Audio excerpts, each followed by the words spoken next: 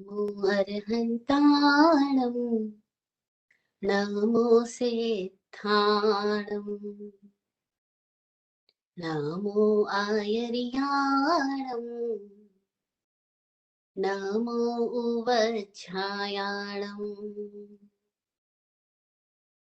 नमो लोये सवसाहूणं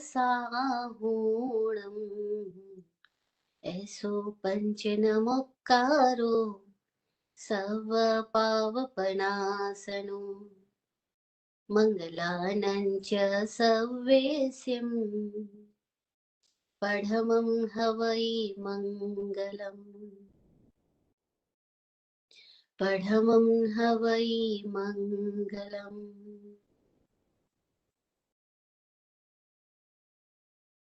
ध्याने मूलं गुरोर्मूर्ति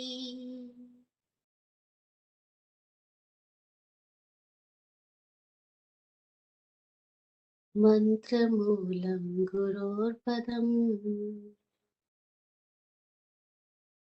मोक्षमूलं गुरोर्मन्त्रम् मोक्षमूलं गुरोर्पदम्।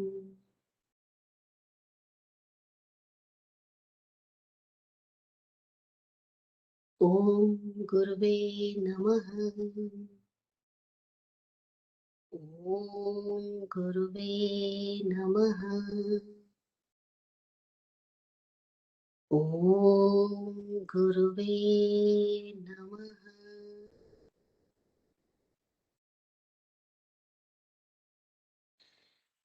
चरम तीर्थेश समण भगवान महावीर स्वामी को वंदन नमन।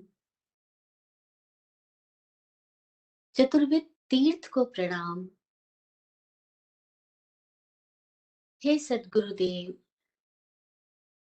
आप आगम वाणी की भव्यता और निर्वाण मार्ग की सत्यता के साथ हम सबके भीतर प्रकाशित हो। आपकी कृपा दृष्टि से हम सबको सम्यक दृष्टि प्राप्त हो, निर्मल प्रज्ञा प्राप्त हो,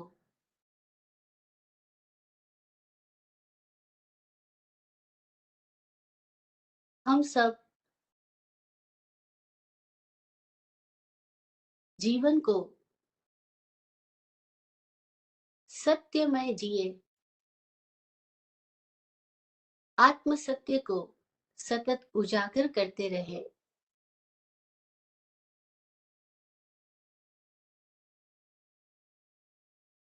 आपकी सतत बरस रही कृपा दृष्टि के लिए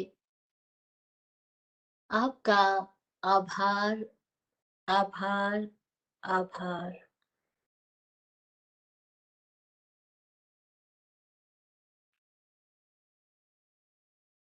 सृष्टिगत सहयोगी समस्त षड जीवनी कायों का सतत आभार। तत्वार्थ सूत्र के रचयिता वाचक उमा स्वाति की निर्मल प्रज्ञा को प्रणाम। मोक्ष शास्त्र हम सबके जीवन का मार्गदर्शन कर रहा है। इस मोक्ष शास्त्र का आभार। जय हो।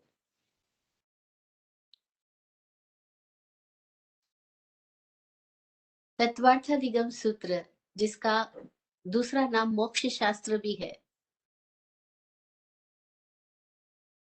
इस सूत्र की प्रथम अध्याय, जिसका नाम मोक्ष मार्ग भी रखा है, इसके 4 सूत्रों की बात हम पिछले कई सारे सेशंस में कर चुके हैं। पहला सूत्र हमने सुना, सम्यक दर्शन ज्ञान चारित्राणि मोक्ष मार्गः। सम्यक दर्शन ज्ञान और चारित्र मोक्ष का मार्ग है। दूसरा सूत्र हमने जाना, तत्वार्थ श्रद्धानम सम्यक दर्शनम। तत्व के अर्थ का श्रद्धान सम्यक दर्शन है। तीसरा सूत्र हमने जाना, वह सम्यक दर्शन कैसे प्राप्त होता है। तन निसर्गाद अधिगमात्वा, वह निसर्ग से और अधिगम से प्रकट होता है।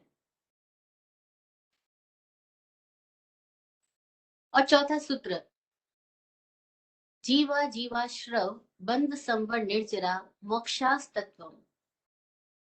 जीव अजीव, आश्रव संवर, बंध निर्जरा और मोक्ष, ये 7 तत्व है। कोई कोई लोग 9 तत्व भी कहते हैं, उसमें पुण्य और पाप को भी वे लोग जोड़ देते हैं। शास्त्रों सूत्रों में भी कई स्थानों पर 9 तत्वों की चर्चा आई है। हमने इन तत्वों की बात करते हुए ये समझा था कि तत्व आए कहां से। ये पुद्गल के 7 आयाम है। जब परमात्मा ने, प्रभु महावीर ने धर्म का मार्ग बताया, या कहे धर्म देशना दी, तब उन्होंने बताया कि आत्म स्वभाव में जीना धर्म है और स्वभाव से विभाव में आ जाना वह कर्म है।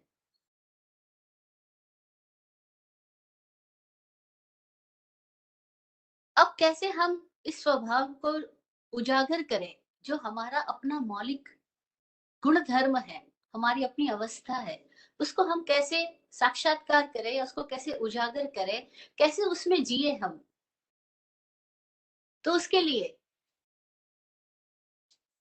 उन्होंने कुछ विधियां बताई, मार्ग की प्ररूपणा की। इसीलिए उनको मग्ग दयाणम भी कहा जाता है। धम्म दयाणम, धम्म देसियाणम, धम्म नायगाणम, धम्म सारीणम। कि उन्होंने हमें धर्म दिया, धर्म की देशना दी, धर्म का मार्ग दिया, धर्म रूपी रथ के वो सारथी बने हैं। हर तीर्थंकर, हर सतगुरु सारथी होता है।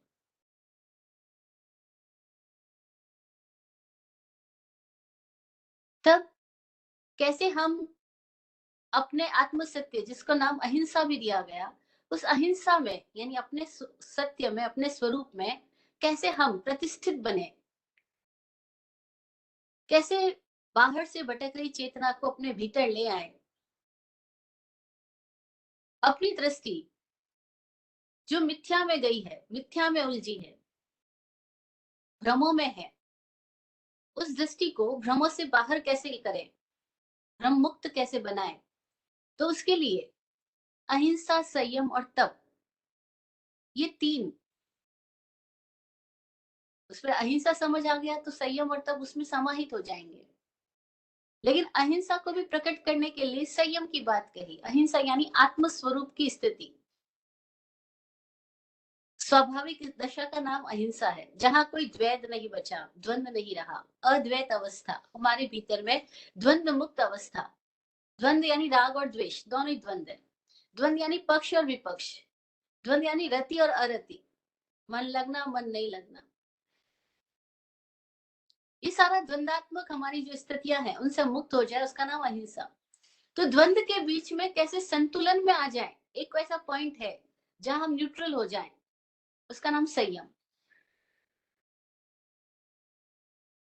वो संयम जागरण से आता है, और जागरण के लिए यानी अप्रमत्त होने के लिए हमें कुछ प्रक्रियाओं को साधना जरूरी है। जहां हम खड़े हैं वहां हमें कुछ प्रक्रियाओं की जरूरत है, ताकि हम अपने भीतर की स्थितियों में जहां जहां सोए पड़े हैं वहां वहां जाग सके। तो जागने के लिए जो उपक्रम किया जाएगा उसका नाम है तप। ये तप क्यों है? क्योंकि अब हम आदतन चक्रव्यूह से बाहर आएंगे, तो उसमें ताप तो आएगा। वो आसान भी है और आसान नहीं भी है। जिसने संकल्प कर लिया अंतर्मुखी होने का, उसके लिए आसान भी है। लेकिन जब तक दिमाग में विकल्प मौजूद है, तब तक ये मुश्किल भी लगेगा। विकल्प यानी चंचलताएं। विकल्प यानी हमारे भीतर बहुत सारी गलियां, बहानेबाजी, और वो है ही। तब तक हमें हर चीज मुश्किल लगती है। कई लोग सवाल करते हैं, ये हम जानते फिर भी करते क्यों नहीं, कर क्यों नहीं पाते? हम जानते सुबह जल्दी उठना, हम नहीं उठते। हम जानते कम खाना, लेकिन नहीं खाया जाता। हम जानते हमें 1 घंटा मौन रहना या ध्यान में बैठना, लेकिन नहीं हुआ जाता। हम जानते ये ऐसा नहीं करना, लेकिन होता नहीं ऐसा। जानते फिर भी क्यों नहीं कर पाते? ज्ञानी जन कहते हैं कि आप जान नहीं रहे हो। जानने वाला करता नहीं, करने वाला जानता नहीं। एक बात। दूसरी बात, जो आपको करना होता है वो ही आप कर लेते हो, वो कैसे भी कर लेते हो। जो आपको नहीं करना होता है उसके लिए सारे बहाने आ जाते हैं। और ऐसा ही तो है। अगर हमारा कोई प्रिय व्यक्ति है, उसको मिलने हमें सुबह 4 बजे जाना है, तो पता नहीं कैसे आंख भी खुल जाएगी, हम पहुंच भी जाएंगे, तैयार भी हो जाएंगे। और अन्यथा हमें 9 बजे 10 बजे तक भी कोई उठने को कह दे बिस्तर से, तो शायद मुश्किल लगे। ये सबकी स्थिति है लगभग। इसका मतलब क्या हुआ? हमें जो जो करना होता है वो तो हम कर ही लेते हैं, और जो नहीं करना होता उसके लिए 100 बहाने। और बहानों की तो इंसाइक्लोपीडिया बनाया जा सकता है, कितने बहाने हमारे पास। हर एक बात के लिए, हर एक चीज के लिए हमारे पास सैकड़ों सैकड़ों बहाने हैं।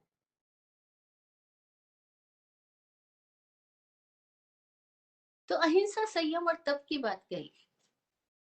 वो जो अहिंसा, संयम और तप है, उस तप को करने के लिए द्रव्य की बात आई कि तप करेंगे कहाँ, पात्र क्या। तो वहां पर पंचास्तिकाय की भगवान ने प्ररूपणा की। धर्मास्तिकाय, अधर्मास्तिकाय, आकाशास्तिकाय, जीवास्तिकाय और पुद्गलास्तिकाय, और एक है काल द्रव्य जो अस्तिकाय नहीं है। इस तरह से 6 द्रव्य की बात इस जैन सूत्रों में लिखी है। लेकिन हमारे पास क्रम से कोई ज्ञान नहीं। स्वामी जी बताते हैं कि फार्मूला अगर एक भी जरा भी गड़बड़ हो जाए तो फार्मूला काम नहीं करेगा, और यही हो रहा है। अपने आप की स्थिति में आने के लिए भी जो मार्ग, जो विधि, जो विधान भगवान महावीर ने बताया, वो सूत्र है, वो फार्मूला है। सूत्र यानी फार्मूला। और उस फार्मूले को ही हमने गड़बड़ कर दिया। क्यों गड़बड़ कर दिया? क्योंकि अब जागे हुए लोग कहाँ, कोई थोड़े लोग, अंगुली में भी गिनती में आ जाए तो बड़ी बात, कोई थोड़े लोग हैं दुनिया में जो जागे हुए हैं। बाकी सब हम अपनी ही इस बाह्य रूप रंग में, अपनी मानसिक स्थितियों में उलझे हुए प्रमादी लोग हैं। तो जो जागे, उन्होंने जाना, वो मुक्त हो गए। पर करुणा करके किसी किसी ने कुछ कहा भी, और उनकी कही हुई बात हमारे पास आज बिखरी बिखरी उपलब्ध है। और यही कारण है कि इतने सारे संप्रदाय, इतने तरह तरह की मान्यताएं, इतने तरह तरह के मत, इतनी तरह तरह की बातें। और किसी ने हाथी की पूंछ पकड़ ली, किसी ने टांग, किसी ने हाथी के दांत पकड़ लिए, किसी ने आंख, किसी ने पेट पकड़ लिया है, तो किसी ने कुछ और फिर सब आपस में लड़ रहे हैं। सब अपने आप को श्रेष्ठ और दूसरे को हीन बनाने में पूरी जिंदगी प्रयास करते हैं। उनके उपदेश भी सुनो तो सारे उपदेशों में लगभग यही बात आती है, ये ठीक है वो गलत है, हम सही है दूसरे गलत है। हमारी मान्यताएं सही है। वो हमारी मान्यताओं को सही बताने के लिए न जाने पूरी जिंदगी कितने तर्क देते हैं, लेकिन उनका अपना जीवन बताता है। कोई व्यक्ति की बात सही है या गलत है, कोई व्यक्ति सत्य को पहुंचा या नहीं पहुंचा, उसका जीवन ही बता देगा। बातों से नहीं, जीवन से प्रकाश आएगा। जीवन से प्रकाश आ रहा है, जीवन से प्रफुल्लता खिल रही है, जीवन में मौज आ गई है, जीवन में आदमी द्वंद से मुक्त हो गया है, तो बात ठीक है। लेकिन उनका जीवन ही बता रहा है कि ये सब दुखी है, बीमार है, तनावग्रस्त है, डिप्रेशन में है। कितने साधु साध्वी आज डिप्रेशन में है, वे खुल के जी नहीं सकते, भीतर बाहर से एक हो ही नहीं सकते। भीतर कुछ चल रहा है, बाहर कुछ और दिखावा चल रहा है। इसी का नाम पाखंड है। और इसी पाखंड के बीच में लगभग सारे ही लोग फंसे हुए हैं। जो ईमानदार हो गया, जिसने पाखंड छोड़ दिया, बोला जैसा भीतर वैसा बाहर, अपने आत्म सत्य की खोज के लिए मैं सब कुछ दांव पे लगा दूंगा। ना मुझे नाम चाहिए, ना पद चाहिए, ना प्रतिष्ठा चाहिए, ना मुझे मान्यताएं चाहिए, लेकिन अपना आपके साथ ईमानदार होना मेरा जीवन का मार्ग है, मैं उसको चुनूंगा। ऐसा व्यक्ति फिर कोई प्रतिबंधों में, कोई प्रमाद में, कोई मान्यताओं में नहीं उलझेगा। तो पहले हमारे भीतर ये संकल्प तो जागे, तो हम मार्ग पे गतिमान भी होंगे। अगर ये संकल्प ही नहीं जागा कि मैं आत्म सत्य का साक्षात्कार करने के लिए समर्पित हूँ, मैं खुद के लिए, खुद के सत्य को जीने के लिए समर्पित हूँ, मैं सच्चा रहूंगा, ईमानदार रहूंगा, अगर ये संकल्प नहीं जागा, तो ये बाकी सारी बातें व्यर्थ हो जाएगी, बातें बातें ही रह जाएगी। और ऐसा ही तो हो रहा है। हमने सैकड़ों प्रवचन बचपन से लेके अब तक अनगिनत प्रवचन सुन लिए होंगे, न जाने कितनी किताबें पढ़ ली होगी, न जाने कितने जगहों पर मत्था टेक आए होंगे, न जाने कितने लोगों के साथ हमने ये भाव रखा होगा, बस आप मिल गए अब तो मेरा मोक्ष हो गया, आप मिल गए अब तो मेरा कल्याण हो गया, ये हो गया, वो हो गया। लेकिन हम अपनी स्थिति में झांके तो पता लगे कि हमारे भीतर तो अभी भी वही दरिद्रता है, वही दीनता है, वही पीड़ाएं हैं, वही बेचैनियां हैं, वही कुंठाएं हैं। यानी अभी द्वंद मुक्त नहीं हुए। क्यों नहीं हुए? क्योंकि हम अपने आप के साथ सच्चे नहीं हो पाते। हम अपनी कुंठाओं के प्रति भी सच्चे नहीं होते, अपनी बीमारी के प्रति भी सावचेत नहीं होते, बीमारी है उसको स्वीकार भी नहीं करना चाहते हम। और जिसमें ये साहस नहीं अपनी बीमारी को स्वीकार करने का, वो अपनी बीमारी का उपचार करने का साहस तो कैसे करेगा? स्वामी जी अक्सर अपने अनुभव से भी बताते हैं कि सन्यासी का पहला लक्षण यह होना चाहिए कि उसमें साहस हो। साहस ही नहीं है, डरपोक है, भ्रांत चित्त है, तो वो सन्यास के मार्ग पे कैसे बढ़ेगा? सन्यासी कैसे हो सकेगा? सन्यासी होने का मतलब घर बार छोड़ना नहीं है। सन्यासी होने का मतलब है सम्यक रूप से खुद में न्यास कर लेना। न्यास शब्द का अर्थ है प्रतिष्ठित होना, विराजमान हो जाना, बैठ जाना। यहाँ सन्यास का अर्थ है कैसे हम खुद में विराजमान हो गए। आत्म प्रतिष्ठित चेतना का नाम सन्यासी है। जो स्व में स्थित हुआ, स्वस्थ हुआ, वह सन्यासी है। वो हम नहीं है, और हम उस होने के लिए तैयार भी नहीं, क्योंकि ईमानदारी से डर लगता है, बेईमानी में सुरक्षा प्रतीत होती है। ईमानदारी से डर क्यों लगता है? क्योंकि जैसे ही आप ईमानदार हुए, भीड़ छट जाएगी। जैसे ही आप ईमानदार हुए, प्रशंसक छूट जाएंगे। जैसे ही आप ईमानदार हुए, लोग आपके बारे में उल्टी पुल्टी बातें करना शुरू कर सकते हैं। लोग आपका साथ छोड़ेंगे, लोग आपके बारे में कुछ भी कहेंगे। और अब आप लोगों से मत पाना चाहोगे, लोगों से प्रशंसा पाना चाहोगे, तो आपको लोगों की तरह झूठा चेहरा ही ओढ़ना पड़ेगा, झूठी बातें करनी होगी। और लोग कहेंगे भी आकर के, जैसे नहीं लोग बस गाना गाते हैं ना कि दो पल के लिए कोई हमें प्यार कर ले, झूठा ही सही। अब ऐसे हम झूठा प्यार, झूठी मोहब्बत, झूठा लगाव, झूठी रिश्तेदारी निभाने के लिए पूरी जिंदगी बेईमानी करते हैं। खुद के साथ ही बेईमान रहते हैं, खुद को ही हम धोखा देते हैं। हमारे भीतर कुछ होता है, बाहर कुछ होता है। और फिर ये नाम और रिश्तों का जगत, चाहे वो साधु हो या वो संसार में रह रहा हो, दोनों ही रिश्तों के जगत में फंसे हैं। वो अपने गुरु और संप्रदाय, चेला और गुरु गुरनी के रिश्तों में फंसा है। कोई यहाँ रिश्तों में फंसा है, माँ बाप, पति पत्नी, भाई बहन, और यहाँ सब छल प्रपंच हो रहा है। पर हम अपने आप के साथ ईमानदार होने के लिए रेडी नहीं है। कौन क्या कर रहा है वो हमारा विषय नहीं। क्या हम तैयार हो गए कि हम अब खुद के साथ ईमानदार होंगे? हम खुद के सत्य को जिएंगे। हम खुद को जानने के लिए समर्पित है। कैसे हम इस धर्म को, इस स्वभाव की अवस्था को, जो कि हमारा अपना होनापन है, बस उसमें जिए, वो कैसे संभव है? उसके लिए खुद को सुनना होगा, खुद को देखना होगा, खुद में दृष्टि डालनी होगी।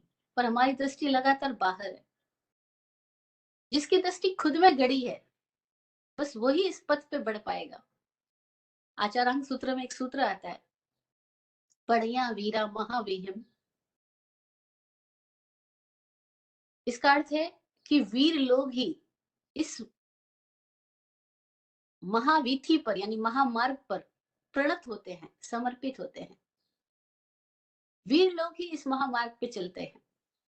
वीर लोग ही समर्पण कर सकते हैं। कमजोर आदमी तो समर्पण भी क्या करेगा? वो तो जगह जगह से समर्थन मांगने में लगा है। वो खुद को समर्पित करने में नहीं लगा। वो जगह जगह से सपोर्ट चाहता है, सहानुभूति चाहता है। इसीलिए वो जगह जगह जाकर के अपने दुख की स्टोरी सुनाता है। उसको समाधान नहीं चाहिए,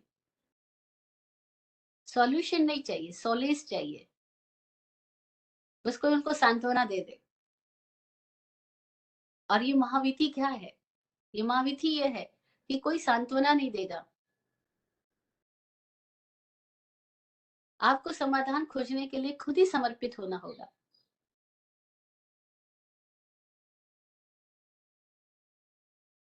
जो कोई इसके लिए तैयार होता है, वो फिर आगे 6 द्रव्यों की बात में गति करता हुआ उद्गल के 7 आयामों को, उसमें भी 7 आयाम, अभी बड़ी गजब की बात यह है कि जो 6 आयाम है वे कपल है, द्वंद्व में है। वो भी दुनियादारी का हिस्सा है। और जब कोई इन 6 आयामों के प्रति सजग हो गया, 6 आयामों के प्रति, यानी जीव अजीव, आश्रव संवर, बंध निर्जरा, बस यहाँ पे सावधान हो गया, अपने आप में सावधान हो गया, तो पुद्गल से रहित अवस्था हो जाएगी। उसका नाम मोक्ष। तो मोक्ष मार्ग में क्या बताया जा रहा है कि कैसे हम मुक्त हो जाएंगे? जब हम इस द्वंद्व से मुक्त हो जाएंगे, द्वंद्वात्मक जगत से मुक्त हो जाएंगे। बस इस द्वंद्व से जाग जाना ही मुक्ति है। और बड़ी गजब की बात यह है कि बाहर की दुनिया में तो कुछ पाने के लिए कुछ करना होता है। आपको डॉक्टर बनना है तो 16 साल पढ़ाई करनी पड़ेगी। 16, 18, 20, कितने भी साल आपको डॉक्टर बनना है तो इतनी पढ़ाई करनी पड़ेगी। इंजीनियर बनना है तो भी पढ़ाई करनी पड़ेगी। फिर पूरी जिंदगी भी नक्शे बनाने पड़ेंगे, क्या क्या काम करना पड़ेगा, तभी जाकर के आप अपनी इंजीनियरिंग को जी पाओगे, डॉक्टरी को जी पाओगे। बाहर की जगत में आपको कुछ भी पाना है, कुछ करना पड़ेगा, पैसा पाना है, कुछ करना पड़ेगा। लेकिन इस भीतर के जगत की बड़ी मजेदार घटना यह है कि यहाँ कुछ नहीं करने से कुछ होता है। अब कुछ नहीं करना ये हमारे आदत में ही नहीं है। हमको कोई कह दे चुपचाप 1 घंटा कुछ नहीं करो, बैठ जाओ, तो 1 घंटा बैठना कठिन है। 4 घंटे चलना आसान है। हमको 1 घंटा चलना हो तो वॉक करना आसान है, लेकिन 1 घंटा शांति से बैठ जाना मुश्किल है। बातें करना आसान है, मौन हो जाना मुश्किल है। कुछ नहीं करना हमारे लिए मुश्किल है। खाना आसान है, नहीं खाना वो मुश्किल लगता है। इकट्ठा करना आसान है, छोड़ देना वो मुश्किल लगता है। तो ये जो अध्यात्म का मार्ग जिसको हम बोलते हैं, यह हमारी अब तक की आदतन स्थितियों से बिल्कुल विपरीत है। क्योंकि आदत और स्थितियां है करना, पाना, पकड़ना, बनाना। देखो दुनिया में कोई भी किसी से मिलता है तो वो पहला दूसरा क्वेश्चन उनका यही होता है। पहला क्वेश्चन क्या नाम है, कहाँ रहते हो, फिर दूसरा क्वेश्चन होगा क्या कर रहे हो आजकल। क्योंकि वो किसी भी आदमी को उसके करने से जोड़ना चाहते हैं। वो है इतना पर्याप्त है ना, नहीं पर्याप्त नहीं है, कुछ क्या करते हो। तो हर आदमी को कुछ ना कुछ करना पड़ता है, या नहीं भी करता है तो दिखाना पड़ता है कि मैं कर रहा हूँ। कल एक भाई से बातचीत हो रही थी, तो वो बता रहे मैं 3 फैक्ट्रियों का मालिक, मैं उस दुकान का मालिक, ये वो इतनी सारी बातें, मेरा ये एक्सपीरियंस वो एक्सपीरियंस। फिर किसी ने पूछ लिया अच्छा अभी इन दिनों में आजकल आप क्या कर रहे हो, तो बोला अब तो रिटायर्ड हो, कुछ भी नहीं कर रहा। आपका सोर्स ऑफ इनकम अभी तो कुछ नहीं कमा रहा। तो फिर इतनी सारी बातें बता रहे थे, आप तो इतनी फैक्ट्री के माल, अरे मैं था वो जो था ना उसके साथ भी एसोसिएशन कितना गहरा है। और वो सब बातें ना बताए तो आदमी क्या बताए कि मैं क्या करता हूँ। तो उसको बताना पड़ता है मैं ये करता वो करता। और फिर प्रेजेंट सिचुएशन पे आए तो बोले कुछ नहीं कमाता कुछ नहीं करता, सब धंधा बंदा सब बंद कर दिया। तो अभी स्थिति दूसरी हो गई ना। हम सब भी ऐसे मुखोटे हैं, हम क्या बोल रहे हैं हमें पता ही नहीं होता।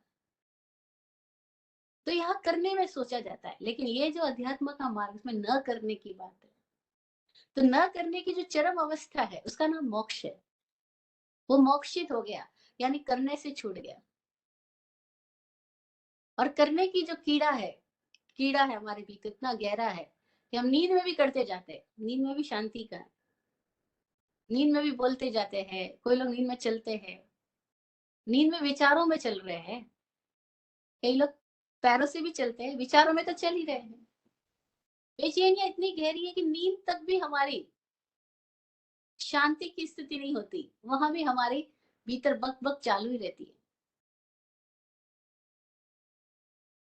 तो मोक्ष जो है वो मोक्षित हुआ, यानी किससे मोक्षित हो गया, वो सारे इस द्वंद्व से मुक्त हो गया। संयम की पराकाष्ठा में निर्वाण हो जाता है। संयम संतुलन की वह स्थिति है जहां दोनों तरफ से पानी बह रहा है लेकिन हम उस पानी से अछूते हो जाते हैं। जैसे इधर पानी का प्रवाह आ रहा है लेकिन हम एक ऐसी बोट में है कि वो बोट से हम पानी के प्रवाह के ऊपर से गुजर जाते हैं, लेकिन हम उस पानी के प्रवाह में खुद प्रवाहित नहीं होते। उसका नाम संयम है। कैसी कीचड़ में रहते हुए कमल हो जाए, वो संयम की स्थिति है। और उसकी पराकाष्ठा, उसकी अंतिम परिणति निर्वाण है, मोक्ष है। मोक्ष का मतलब अब कोई मोह नहीं रहा, अब आंख पे कोई पर्दा नहीं बचा, दृष्टि पर्दे से मुक्त हुई, मोह अक्ष, मोह से मुक्ति, मोक्ष, मोह का श्रेय मोक्ष। तो मोक्ष जो है वो पुद्गल खत्म हुआ, अब पुद्गल का उस पर प्रभाव नहीं। अब ऑब्जेक्टिव स्थिति नहीं है, कंप्लीटली सब्जेक्टिव स्थिति, प्योरेस्ट फॉर्म ऑफ एग्जिस्टेंस मोक्ष। वो प्योरेस्ट फॉर्म ऑफ एग्जिस्टेंस है ही, वो कभी बंद नहीं होता, रुकता नहीं है, खोता नहीं है। जैसे आजकल हमको सिखाया जाता है इशारे में मोक्ष नहीं होता, इशारे में कल्याण नहीं होता, केवल ज्ञान नहीं होता, सब व्यर्थ की बात है। वो तो हमारा होनापन है, शुद्ध होनापन, और वो तो सदा है ही, उसके बिना हम कभी है ही नहीं। लेकिन उस स्थिति में हम कैसे सतत मौजूद रहे। हम अभी हम दो हिस्सों में आ गए, एक वो जो हमारी शुद्धतम स्थिति, और एक वो हमारी जो लगातार अशुद्ध स्थिति में हमारा भ्रमण। तो हम अपनी भ्रमणा से समणा में आ जाए, उसके लिए हम ये सारी तत्व चर्चा कर रहे हैं। सारी तत्व चर्चा का सार इस बात में है कि हम भ्रमणा से कैसे समणा में आ जाए। समणा यानी भीतर की स्थिति, भ्रमणा यानी ये बाहर में मायावी जगत में हमारा इल्यूजनरी वर्ल्ड में लगातार हमारा अपना इल्यूजन्स में जीने की आदत। ये क्लियर हो क्यों कर रहे हैं, क्यों सुन रहे हैं, क्यों पढ़ रहे हैं, क्यों ये बात कर रहे हैं सारी, इसकी क्लैरिटी बार बार अपने भीतर जगानी होगी। नहीं तो सुनना भी एक महज आदत बन के रह जाएगा, वो ना हो पाए। कोई चीज आदतन नहीं हो, जो हो रही है वो पूरे होशोवास के साथ हो, बोलना भी, सुनना भी और चुप रहना भी पूरे होशोवास के साथ हो।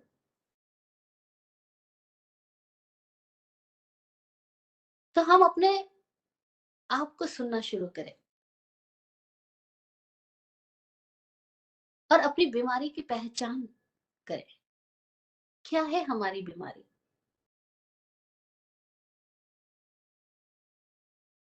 हमारी बीमारी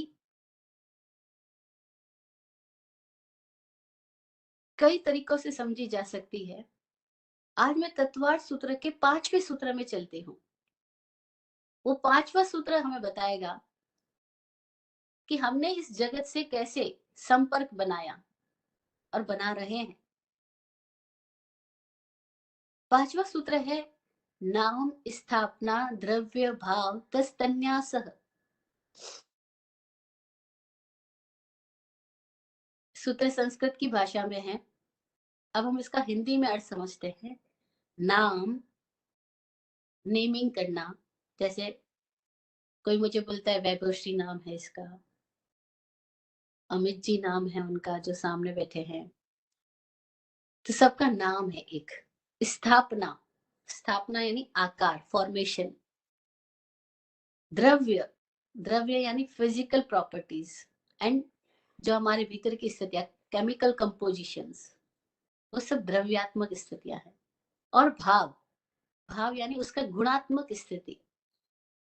इन चारों से पूरे तत्व का, सातों तत्व का न्यास होता है। न्यास होने का मतलब उसकी पहचान होती है। बिना प्रयत्न की पहचान का नाम न्यास है।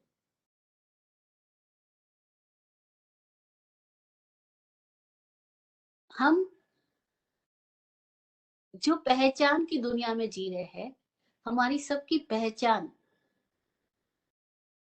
या हम किसी भी वस्तु या विषय को जानते हैं, समझते हैं, तो कैसे समझते हैं? ये जो 5वां सूत्र है, ये बता रहा है कि 4 तरीकों से हम इस दुनिया के साथ संपर्क स्थापित करते हैं। इन 4 तरीकों से हम निक्षेप करते हैं। निक्षेप करने का मतलब है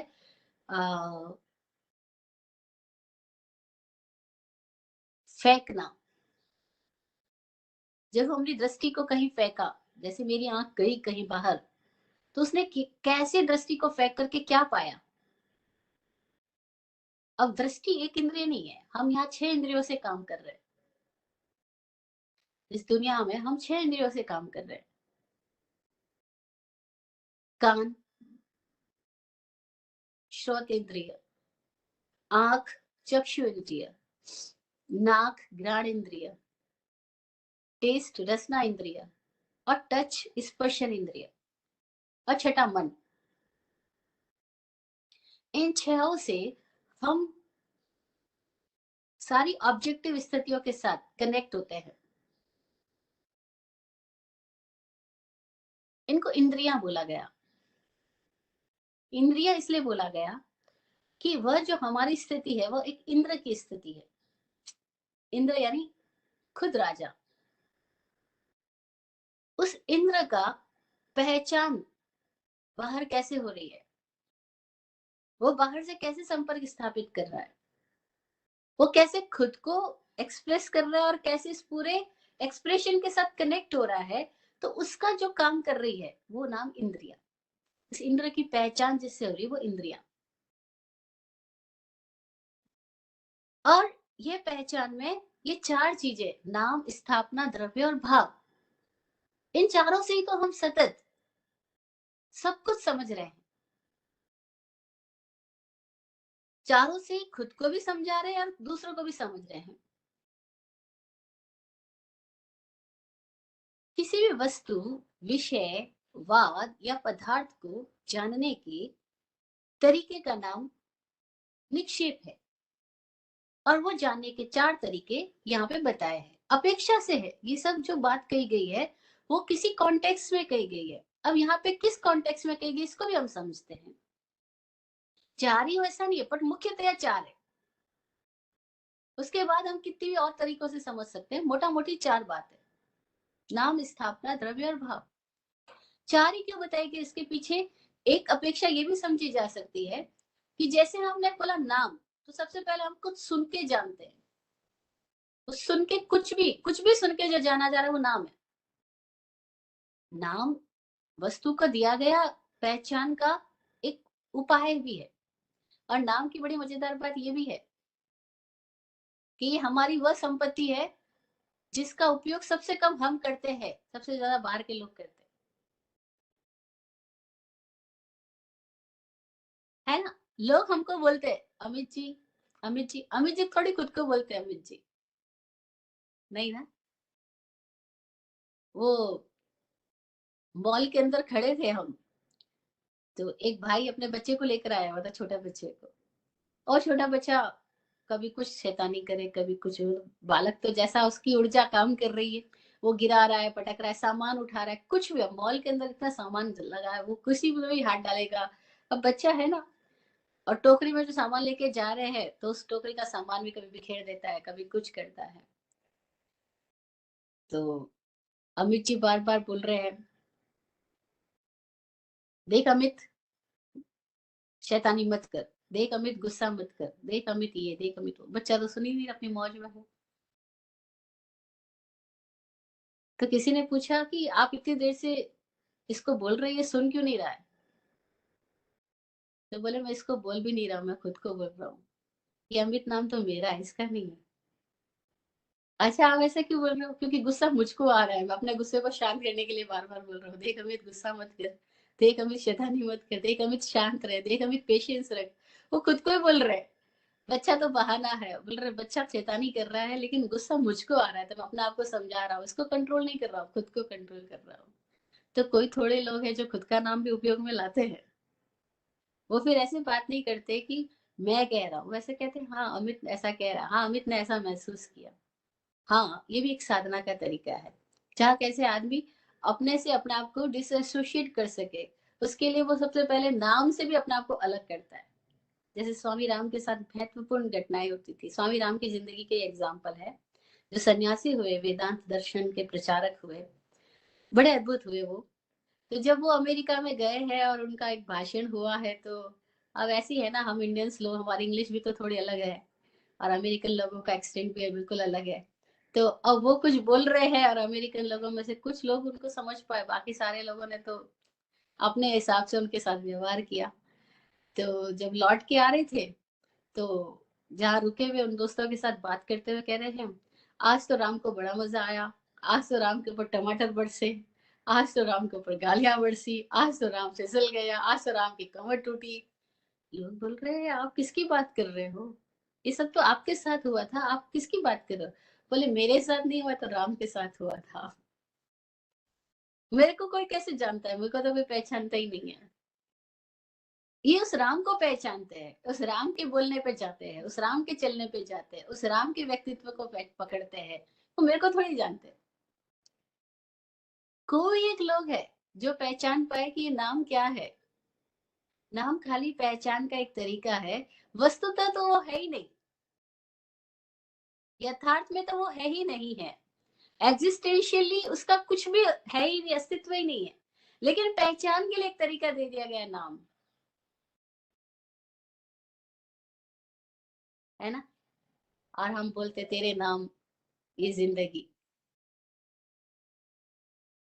और वो नाम ही नहीं रहने वाला तो जिंदगी की क्या बात कर रहे हैं? नाम ही बदल जाता है या तो। वो एक गांव में एक आदमी रहता था, सब लोग उसको धनिया धनिया धनिया कह के बुलाते थे, क्योंकि सब ऐसे ही समझते हैं। फिर कुछ सालों के बाद में उसकी किस्मत चमकी, खूब पैसा हो गया उसके पास में, बड़ी हवेली बन गई है, कपड़े वपड़े एकदम सुंदर पहनता है, अच्छी बहुमूल्य पगरखी पहन के बाहर निकलता है। अब गांव के लोग कहते हैं, अरे धनीराम जी प्रणाम, अरे धनीराम जी प्रणाम। वो कहते, कल तक धनिया था, आज धनीराम हो गया। क्योंकि पैसे की महिमा है, नाम की क्या बात है। तो सारे नाम ऐसे ही है। तो जब उसको लोग बोलते धनीराम जी प्रणाम, तो वो कहता हाँ हाँ बोल दूंगा, हाँ हाँ बोल दूंगा। लोग बोलते किसको बोल दोगे, आपको प्रणाम बोल रहे, आप किसको बोल दोगे? बोलते मेरे को प्रणाम थोड़ी बोलते, तिजोरी में पड़े हुए पैसे को प्रणाम बोलते हैं। तो मैं घर जाऊंगा तो तिजोरी खोल के बोल दूंगा आज तेरे को 5 लोगों ने प्रणाम भेजा था, आज 50 लोगों ने प्रणाम भेजा था। क्योंकि प्रणाम किसको बोल रहे लोग? हम व्यक्ति को तो मिलते ही नहीं है। हम व्यक्ति को कहाँ जानते हैं? हम जानते हैं नाम को। फिर हम किसको पहचानते हैं नाम के बाद में? हम पहचानते हैं उसके फॉर्मेशन को, स्थापना को। नाम, स्थापना, द्रव्य, भाव, स्थापना को पहचानते हैं। सबसे पहले हम जो सुन रहे हैं, सुन के जो जान रहे हैं, वो सारा नाम है। फिर हम देख रहे हैं, देख के जो जान रहे हैं, वो स्थापना है।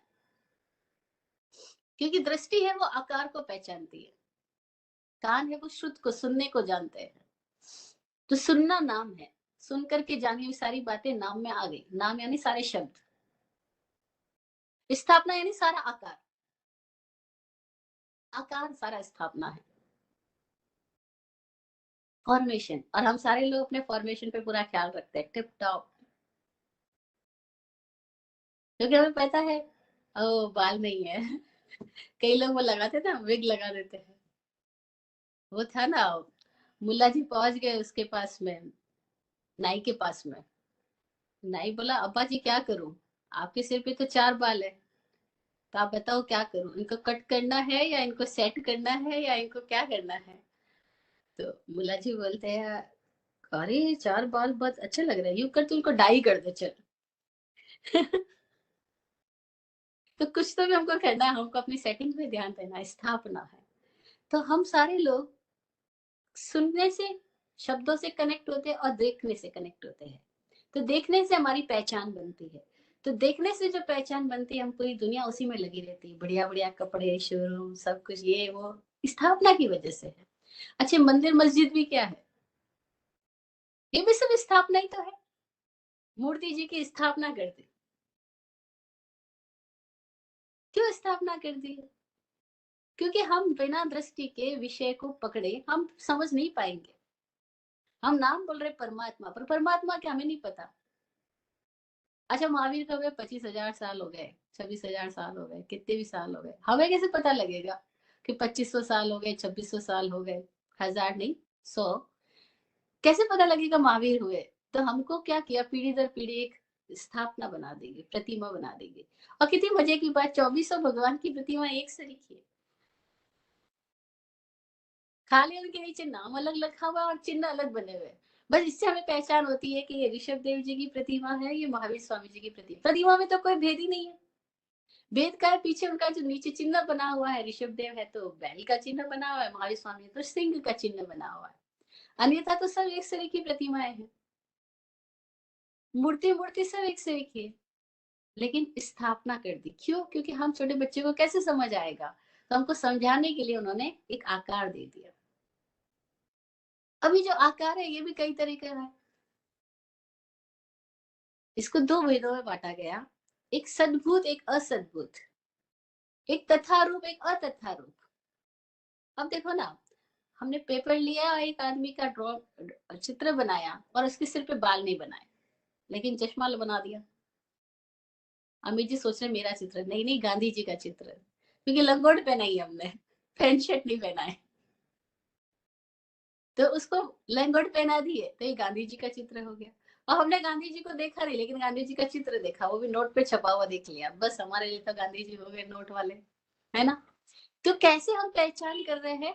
तो चित्रों के साथ में, अगर उसके ऊपर टोपी लगा दो तो नेहरू जी का चित्र हो जाएगा, है ना? फिर पगड़ी वगड़ी बांध दो तो भगत सिंह जी का चित्र बना लेंगे अपन।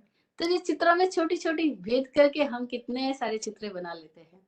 ऐसे ही हम सारे चित्र है ना? ये सब स्थापना है। ये स्थापना 2 तरह की, एक तो है जैसा आदमी दिखता है वैसी बना दी है। दूसरी क्या होती है, 4 पत्थर रख दिए और 4 पत्थर के ऊपर में हमने वो कलर पोत दिया। अब कलर हमने कौन सा पोता है? अगर हमने वो केशरिया कलर पोत दिया, हम कहेंगे बालाजी बिठा दी, है ना? अगर उसके ऊपर वो लाल कलर पोत देंगे, भैरू जी बिठा दिए। पत्थर बिठाया, लेकिन उसके ऊपर हमने रंग कर दिया। अब रंग कैसा कर दिया, उससे हमने अलग अलग नाम दे दिए हैं। किसी को बालाजी बोल दिया, किसी को भैरू जी बोल दिया, किसी को गणपति जी बोल दिया, किसी को माता जी बोल दिया है। ऐसे हमने सब अलग अलग नाम बना दिए, सब भी स्थापना है। लेकिन इससे आदमी का नहीं पता लग रहा है, कोई पहचान उसकी वैसी नहीं है, बस ये ऐसे ही। जैसे शीतला सप्तमी मनाते हैं इंडिया के अंदर में, तो जब शीतला सप्तमी आती है तो वो 2 पत्थर लगा देते हैं और कहते हैं ये शीतला माता को स्थापित कर दिया। तो ऐसे ही जो स्थापनाएं की जा रही है वो 2 तरह की होगी, एक जैसी दिख रही है थोड़ा वैसा, एक बिल्कुल भी वैसा नहीं है लेकिन हमने नामकरण कर दिया उसका कुछ भी स्थापना करके, है ना? तो लोग स्थापना का महत्व भी बनाते हैं, जैसे सामायिक करने बैठते तो सामने स्थापना जी रखते हैं। उनको ऐसा लगता है मेरे सामने गुरुदेव नहीं है तो क्या हुआ, गुरुदेव की तस्वीर, गुरुदेव की वाणी सामने रख लूं, परमात्मा की वाणी सामने रख लूं, मेरी स्थापना जी होगा, मैं इनके सामने बैठ के अब सामायिक में जाऊंगा। तो स्थापना हम इसके लिए भी कर रहे हैं कि कैसे खुद में जाने के लिए हम बाहर में मूर्ति की स्थापना कर रहे हैं। मूर्ति की स्थापना क्यों की जा रही है? इसलिए नहीं कि मूर्ति की पूजा करेंगे, धूप दीप करेंगे, इसके लिए मूर्ति नहीं बनी थी। बड़ी गजब की बात, समणों ने मूर्ति का विज्ञान दिया। हम प्राचीन काल में जाए तो ब्राह्मण और समण 2 संस्कृतियों में से ब्राह्मणों के पास मूर्ति पूजा जैसा कोई विधान ही नहीं था, ना मूर्ति जैसी कुछ स्थितियां थी। समणों के पास नहीं। समणों ने ये देन दी मूर्ति पूजा। मूर्ति पूजा नहीं बताई थी, मूर्ति पूजा का अर्थ था मूर्ति के सामने बैठ करके कैसे हम अपने भीतर जा सके, क्योंकि हम जिस चीज को देख रहे हैं लगातार, उसको देखने के साथ ही हमारे भीतर भी उसका एक इंप्रेशन जनरेट हो रहा है। वैसे तो हमको बाग बगीचे में बैठना अच्छा लगता है और काली कोठरी में बैठना अच्छा नहीं लगता, क्योंकि वो क्षेत्र, वो स्थापना, वो आकार, वो भी कहीं ना कहीं हमें प्रभावित कर रहा है। तो हमने क्या बनाया, मूर्ति बनाई। इसलिए बनाई थी समणों ने मूर्ति, कि कैसे एक व्यक्ति इस जगत से पार के जगत में जा सके, इस आकार के पार निराकार में जा सके। तो आकार से निराकार में जाने के लिए मूर्ति का विज्ञान दिया गया था, कि समक्ष मूर्ति हो और वो इस तरह से प्रतिष्ठित हो कि उसकी सारी ऊर्जा अपने में ही घूम रही है, बाहर नहीं जा रही है। जैसे हम मूर्ति की स्थिति में अगर आ जाएं, जैसे हम ध्यान की मुद्रा में बैठते हैं, तब अगर हम भी उसी तरह से कायोत्सर्ग मुद्रा में बैठ जाएं और 1 घंटा तक बिना हिले डुले बैठे रहे, तो धीरे धीरे धीरे धीरे ऑटोमेटिक ऐसा होगा कि हमारे भीतर के उछाल शांत होने लगेगा, बेचैनियां हटने लगेगी, बीमारियां घटने लगेगी। कितनी तरह की बीमारियों का उपचार और कुछ नहीं, केवल मुद्राएं हैं। बस आदमी मुद्रा समझ ले कि उस समय उसको शरीर की कैसी मुद्रा बनानी है, कैसी आकृति में जाना है, वो बीमारी से मुक्त हो जाएगा। आज तो पूरा इसका साइंस डेवलप हो चुका, मुद्रा विज्ञान, आसन विज्ञान, अलग अलग आसन, अलग अलग मुद्राएं हमको अपनी ही बीमारियों का अवलोकन करने और उस बीमारियों को हटाने में मददगार होती है। ये स्थापना है, ये स्थापना से पहचान हो रही है। हमारी भी पहचान हमारी स्थापना से हो रही। एक व्यक्ति अपने भीतर अपने आप के साथ उसने कुछ प्रयोग किए हैं, अपनी ऊर्जाओं को उसने मूलाधार से उठाया है, वो अ, पशुओं की पाश्विक वृत्तियों से ऊपर उठा है। केवल उसके पोस्चर से भी पता लग जाएगा, उसकी बॉडी लैंग्वेज से पता लग जाएगा कि वो बैठा कैसे है, वो चलता कैसे है। उसके भीतर अगर प्राण दूसरी दिशा में ऊर्ध्वगामी होने लगे हैं, तो उसके शरीर के भीतर भी उसकी स्थापना में परिवर्तन आ जाएंगे। कभी कभी तो इतने परिवर्तन आ जाएंगे कि वह जो इंसान आ, साधना के पहले और अब साधना के बाद देखो तो पहचान भी नहीं आएगी वो इंसान है क्या। एक चित्रकार हुआ, उसके भीतर एक बार ऐसा भाव उठा कि वो सर्वश्रेष्ठ सुंदर चित्र बनाए किसी व्यक्ति का, एकदम जीवंत। वो ऐसा चेहरा खोजता गया, गांव गांव गली गली गया। कभी उसको एक ऐसा बालक दिखाई दिया, जो बालक अभी जवानी की दहलीज पर आने वाला था, और उसके भीतर से कुछ ऐसी तरंगे निकल रही थी। उसको देख के लगा ये एकदम प्यारा परमात्मा की प्रतिमा जिसमें उतरे, उतना सुंदर सा व्यक्ति। उसने उसको बिठाया और उसके सामने अपना पेंटिंग का सारा सामान खोला और उसका चित्र बनाया, बहुत खूबसूरत चित्र बना वो। उसके बाद में वो उस गांव से चला गया। फिर कुछ सालों में उसका भीतर विचार आता है कि वह सबसे क्रूर व्यक्ति का चित्र बनाना चाहता, क्रूरतम व्यक्ति का, जिसके चारों ओर से हिंसा टपकती हो, क्रोध टपकता हो। और वो ऐसे व्यक्ति को ढूंढने गया। उसको भी कई लोग मिले, तो कई लोग, लेकिन समझ भी तो आनी चाहिए, कोई समझ नहीं आता। घूमते घूमते घूमते घूमते वो किसी कैद खाने में पास गया, और उनमें कैदियों का चेहरा देखते एक चेहरा उसको कनेक्ट हुआ। उसने उस व्यक्ति को बोला, मैं तुम्हारा चित्र बनाना चाहता हूँ, तुम ऐसे ही रहना जैसे हो अभी। उसका चित्र बनाया। वो जब चित्र बनाने में तल्लीन था, उसने ध्यान नहीं दिया कि वो जिस कैदी का चित्र बना रहा है उसके चेहरे पे अब क्या दशा बदली। थोड़ी देर के बाद वो कैदी तो रो ही जा रहा, रो ही जा रहा। चित्रकार ने बोला, आप रो क्यों रहे हो? मैं आपका चित्र बना रहा हूँ, ये सर्वश्रेष्ठ चित्रों का जो प्रदर्शनी होती है वहां पे जाएगा। तो बोला, नहीं, मैं इसलिए नहीं रो रहा हूँ, मैं इसलिए रो रहा हूँ कि कभी बचपन में भी मेरा किसी ने चित्र बनाया था, और ये सोच करके बनाया था कि मैं सर्वश्रेष्ठ सुंदर चित्र बनाना चाहता हूँ जिसमें परमात्मा की झलक आए। तो बोले, वो मैंने ही बनाया था, देखो वो चित्र उसने निकाल के दिखाया कि हाँ, मैं ही वो व्यक्ति हूँ जो कभी ऐसा था और आज ऐसा। और चित्रकार भी हैरान, वो इतना हैरान हुआ कि तुम हो वो व्यक्ति जिसमें परमात्मा प्रकट हुआ था, तुम हो वो व्यक्ति जिसमें शैतान प्रकट हुआ है। वो बोले, हाँ, मैं ही हूँ। फिर मैं उसने अपनी स्टोरी सुनाई, मैं ऐसी ऐसी स्थितियों में गया, ऐसे दोस्त मिले, ऐसी जगह गया, मेरे भीतर ऐसे उठा, और मैंने सब गुस्से में क्या क्या नहीं किया, इतनी हत्याएं की, ये वो सब अपनी स्टोरी सुनाई। वो चित्रकार हैरान हो रहा है कि ये एक ही व्यक्ति अपनी जिंदगी में कभी ये था, कभी ये है। हाँ जी, ऐसा ही स्थापना है। हम सबकी स्थापनाएं बताती है, हम सबका शरीर बताता है। बोलते हैं ना, face is the index of the person. कि एक आदमी क्या है, उसका चेहरे से उसका यत्राकृति तत्र गुणा वसंती। जिसकी जैसी आकृति होती है उसमें से गुण भी होते हैं। आकृति देख के गुणों की पहचान की जा सकती है, ऐसा पुराना न्याय है। यत्राकृति तत्र गुणा वसंती। Face is the index of a man. तो हमारा चेहरा बताता है हमारे भीतर क्या कुछ हो रहा है। हमारी दिशाएं बदलती है अंदर की, हमारे बाहर के व्यक्तित्व में भी परिवर्तन आता है। ये काल्पनिक प्रतिमाएं ये बताती है कि वे लोग अपने में पूर्णतः प्रतिष्ठित हो गए, इसीलिए वे इस जगत में होते हुए इस जगत के पार हो गए। हमें भी अगर इस जगत से पार होना है तो मंदिर में जाके क्या करना? प्रतिमा का प्रक्षाल, प्रतिमा के ऊपर धूप दीप, प्रतिमा को दर्पण दिखाना, प्रतिमा को पंखा चलना, ये प्रयोजन नहीं था प्रतिमाओं का। प्रयोजन क्या था कि प्रतिमा के सामने बैठ जाओ और प्रतिमा जैसे हो जाओ। तो सारे ध्यान के स्थिति में जाने के लिए कैसे सहायक हो सके, इसके लिए मूर्ति बनाई गई थी। अब चूंकि जो निमित्त हमें आत्म साक्षात्कार में सहयोगी बन रहा है, उस निमित्त का सम्यक न्यास करना, उसकी सम्यक देखभाल करना, वो तो एक साधक का कर्तव्य होता है। जैसे नहीं, आप जिस मोबाइल से बात करते हो, फोन का यूज करते हो, आप उस मोबाइल फोन को कैसे रखते हो? कहीं थोड़ी रख देते हो, कहीं कीचड़ में, पानी में, गंदे स्थानों में कहीं छोड़ दिया, ऐसे थोड़ी करते हो। ओहो, मोबाइल को दिन में इतनी बार तो क्लीन करते हो। आप जहाँ बैठते हो वहां उसको रखते हो, बल्कि कई बार उससे भी ऊंचे एकदम बढ़िया स्थानों में मोबाइल को रखते हो, कवर भी नया बदलते रहते हो। आप इस मोबाइल की इतनी देखभाल इसलिए कर रहे हो कि बस मोबाइल की देखभाल करना आपका धर्म है? नहीं नहीं, ये मोबाइल आपको काम दे रहा है, ये आपको सबसे कनेक्ट करवा रहा है दुनिया भर से। आज की दुनिया में तो अगर एक आदमी का मोबाइल खो गया तो आदमी खो गया, उसका नंबर गया, सब गया, सबको नंबर अलॉट किए गए हैं। हर आदमी का कोई नंबर है, उस नंबर से वो आदमी पकड़ा जाएगा, पकड़ में आएगा। अब स्थापना का मतलब खाली आकृति नहीं रही है, डिजिट्स भी स्थापना है।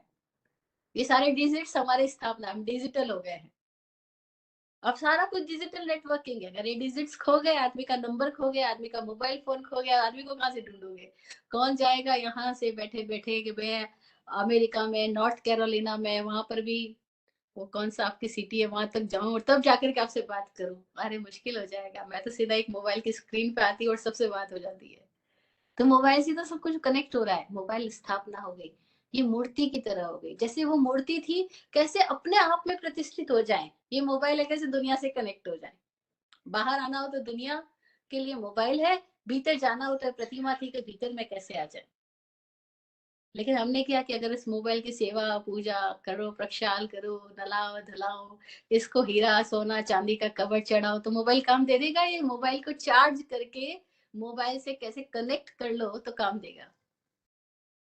अरे हम इसकी चार्जिंग का ख्याल करते हैं, ऐसी मूर्तियां थी हमारी चार्जिंग के लिए, कि हमारी बैटरी डिस्चार्ज हो जाती है, हमारी बैटरी आउट ऑफ नेटवर्क हो जाती है, वो बाहर चली जाती है, भीतर कनेक्ट नहीं रहती, तो मूर्ति बनाई गई थी कि मूर्ति के सामने बैठ करके हम अपने आप के साथ कनेक्ट हो जाए।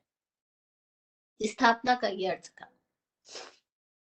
इसलिए मूर्ति की स्थापना की जाती है। सामयिक से पूर्व ठवणा जी, स्थापना जी बिठाए जाते थे कि कैसे हम खुद में आ जाए। उस आकृति का ध्यान करते करते अब पलक उसको देखते। लेकिन आज तो बड़ी मुश्किल बात हो गई। अगर आज आप मंदिरों में जाओ और सामने जाके बैठ जाओ, लोग कहेंगे हटो भाई, हटो, उठो भाई यहाँ से, हम तो यहाँ पे पूजा करने के लिए आए हुए, आप बीच में क्या आंख बंद करके बैठ गए हो। वहां ना तो मौन हो रहा है, ना ध्यान हो रहा है। वहां तो बस फिल्म के तर्ज पर बनाए गए रंगारंग भजनों का कार्यक्रम हो रहा है। उसको भजन नाम दे रहे, वो भजन तो है ही नहीं। वो मूवी के गानों को थोड़ा हेर फेर करके वो भजन बना देते हैं और फिर उसकी भक्ति का आयोजन करते हैं। और उस भक्ति के आयोजन में कुछ नहीं, वो जिन महाराज साहब लोगों को अपना प्रतिष्ठाएं करवानी होती है, उसका पैसा इकट्ठा करवाना होता है, मंदिरों को चलाने के लिए चंदा करवाना होता है, वो सब कुछ क्रियाएं हो रही है, लेकिन ध्यान ही गायब हो गया। जिसके लिए मंदिर थे, जिसके लिए मूर्ति थी, वो गायब हो गई। अब सोचो आज से कोई आने वाली कोई सदी में कोई ऐसी स्थिति हो जाए कि कोई मोबाइल तो रह जाए, लेकिन मोबाइल का उपयोग क्या है वो विधिक हो जाए, तो लोग क्या करेंगे? शायद मोबाइल के साथ भी ऐसा ही करेंगे। वो मोबाइल की पूजा तो करेंगे कि हमारे पूर्वजों के पास ये उपकरण होता था, इस उपकरण का लोग सारे लोग बहुत यूज करते थे। अभी यूज करना तो हमें आता ही नहीं है। तो बस वो स्थिति आज हमने मूर्तियों की बना दी है। मूर्तियां भी एक मोबाइल की तरह थी। एक ऐसा मोबाइल था जिससे हम खुद से कनेक्ट कैसे हो जाए, अपनी परमात्मा दशा से कनेक्ट कैसे हो जाए, इसलिए वो प्रतिमा सामने रखी गई थी।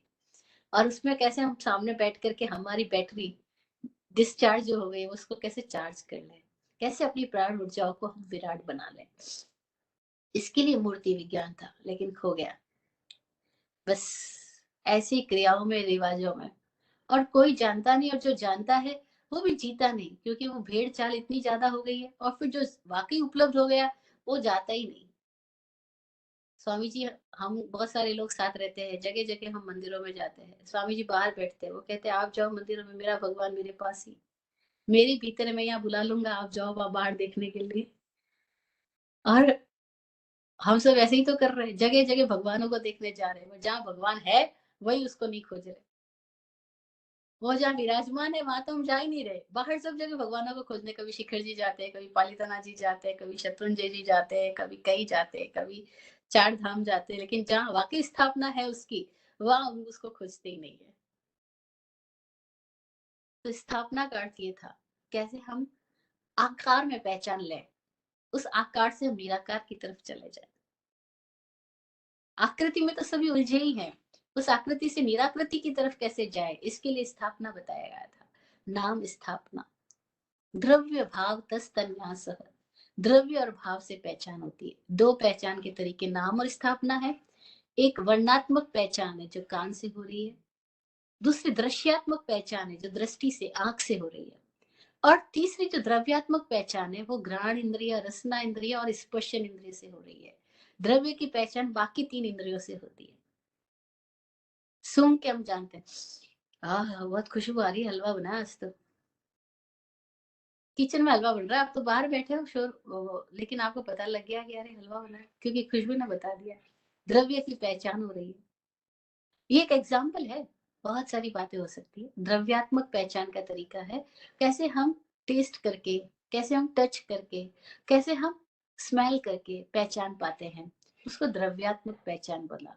उससे हम उसकी प्रॉपर्टीज को पहचान सकते हैं, ये चीज ऐसी है, वो चीज ऐसी बनी है। फिर चौथी स्थिति है भावात्मक पहचान। भावों से पहचान। भाव का मतलब क्या, जो हमने फील किया, जो हमने एक्सपीरियंस किया, उससे हमारी पहचान होती है। जैसे हम किसी से मिलते हैं तो उसका पहले नाम पूछा, फिर उसका आकार हमने देखा, आकार से हमने पता किया अच्छा ये ऐसा है, ऐसा है। फिर द्रव्यात्मक, उसकी बाकी पोजीशंस हमने देखी। और फिर भावात्मक, उसके साथ रह करके, उसके साथ बातें करके, उसके साथ समय बिता के हमें क्या एक्सपीरियंस हुआ, क्या फील हुआ, वो हमारी भावात्मक पहचान है। किसी के पास जाके हमारी भावनाओं में बहुत आह्लाद भाव आता है, मजा आता है, प्रसन्नता आती है, हम कहते हैं बड़ा मजा आया आपसे मिल करके। अब आपसे मिलके बड़ा मजा आया, वो मजा क्या है और आपसे मिलने में आप क्या है। आप खाली नाम नहीं, खाली नाम को मिलके मजा आया वैसा नहीं है। क्योंकि ये शांति चंद्र नाम एक शांति वाले व्यक्ति का भी हो सकता है और एक झगड़ालू व्यक्ति का भी हो सकता है। लोग बोलते हैं शांति चाहिए, शांति चाहिए। तो एक आदमी बहुत बार बोलता था बस जीवन में शांति चाहिए। तो उसकी पत्नी ने बड़ा मजेदार काम किया। उसने घर में एक शांति नाम वाली नौकरानी को रख लिया। बोले, अब बोले शांति चाहिए, बोले ये रही शांति। और वो नौकरानी कैसी, नाम उसका शांति है, दिन रात झगड़ा करती है, गुस्से में बात करती है, गालियां देती है। और उसके बात करने का तरीका ही ऐसा, सीधा सीधा बोलती है, उसको कुछ भी बोलो टेढ़ा मेढ़ा ही जवाब देगी। तो उसका नाम तो शांति है, पर है तो वो झगड़ालू। तो अभी नाम से पहचान हुई क्या शांति की? हाँ, नाम से तो उसको शांति कहते हैं, लेकिन भावों से क्या है वो? भावों से शांति नहीं है, भावों से तो अशांति है। ऐसी हो सकता है नाम से तो हम महावीर हो, लेकिन अपनी स्थिति से क्या हो? डरपोक हो, कायर हो, कमजोर हो, एकदम चिपकली आती है, हम दुबक के बैठ जाते हैं। अरे चिपकली आ गई रूम में, मैं रूम में नहीं जाऊंगा। अरे तेरा नाम तो महावीर है, फिर क्या हुआ? अरे बोले नाम महावीर है तो क्या हुआ, मेरे को चिपकली से डर लगता है। तो भाव क्या हो गए हमारे? नाम कुछ है, भाव कुछ है। ऐसा भी होता है। और हम जब बोलते हैं आपसे मिलके बड़ा मजा आया, तो आपसे मिलके मजा आया, वो क्या आया? वो भावात्मक पहचान हुई है। उसमें नाम महत्वपूर्ण नहीं बचा, स्थापना महत्वपूर्ण नहीं बची। महत्वपूर्ण क्या हो गई? द्रव्य भी नहीं, महत्वपूर्ण भाव। द्रव्य तो है कि आप फिजिकली प्रेजेंस हो यहाँ पर, और भाव क्या है कि आपको मिलके ही इतना मजा आया। आपकी अंदर की प्रसन्नता ने हमारे भीतर भी प्रसन्नता को जगा दिया। आपके अंदर की आह्लादता ने हमारे भीतर भी एक अहोभाव पैदा किया। आपके पास बैठ के हमें मजा आया। तो वो जो मजा आया वो भावात्मक स्थितियां हैं, वो एक्सपीरियंस किया, वो हमने फील किया है ना। तो नाम, स्थापना, द्रव्य और भाव, इन चारों से हम पूरे जगत के सारे ही ऑब्जेक्टिव सिचुएशंस के साथ में कनेक्ट होते हैं। और इनसे जो हमारा कनेक्शन है, इस कनेक्शन को कैसे हम ऑब्जेक्टिव से सब्जेक्टिव की ओर ले जा सकते हैं, उसके लिए हम सारी बात कर रहे हैं। तो ये चारों से हम कैसे सब्जेक्टिवली इस स्थितियों में जाएं, नाम का, स्थापना का, द्रव्य का, भाव का उपयोग करते हुए कैसे हम अपनी आत्म दशा में गति कर सके, उसके लिए कुछ बातें हमने आज सुनी। बाकी बातों के लिए हम फिर सुनेंगे। आज हमारा समय हो गया, आज इतना ही रखते हैं। किसी की कोई जिज्ञासाएं हैं तो वो आमंत्रित है। जय हो।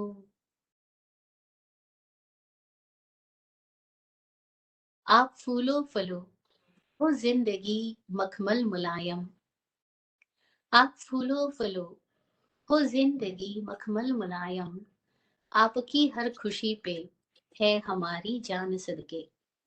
दुआ करते हैं चुपचाप दिल की थाप से हम। दुआ करते हैं चुपचाप दिल की थाप से हम। रहे जाते नवाजे हर घड़ी अरमान सबके। अमन और चैन से गुजरे आपका वक्त सारा। अमन और चैन से गुजरे आपका वक्त सारा। रुख पे खिलती रहे यूं रूह की मुस्कान खुल के। रुख पे खिलती रहे यूं रूह की मुस्कान खुल के। जय हो, जय हो, जय हो। सबका कल्याण हो। ओम शांति।